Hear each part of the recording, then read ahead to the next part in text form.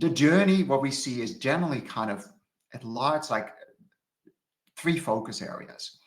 And we see a lot of people starting now, in particular with legislation coming in, thinking around, I just need to get on with reporting. So they kind of come in on the right-hand side of this slide. They're really coming in with that reporting, that compliance head on. I need to do something. It's all about my performance.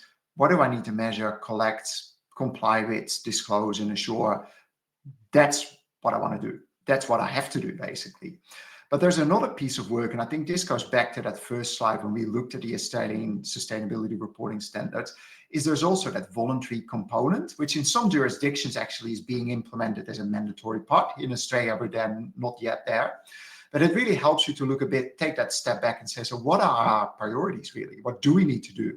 And it's very likely that climate will be one of your priorities, will be material. But it really helps you to think about strategically about, what is our key focus? What do we need to do over the next few years? What are the areas we need to focus on? How do we do that on a day-to-day basis? So that's that operational element. What are the systems that we need to implement? What's the doing part of it? How do we embed it across the business? What are the policy programs, initiatives, and who's going to do this work?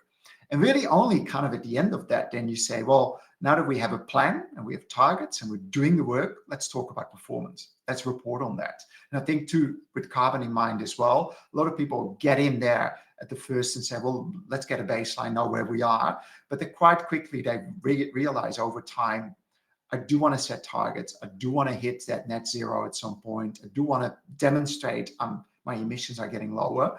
They're working their way back from there, from a reporting scope to what do I need to do on a day-to-day basis? What targets do I need to set? So there's, I think, always three buckets and components to keep in mind, to think about what do you really want to do.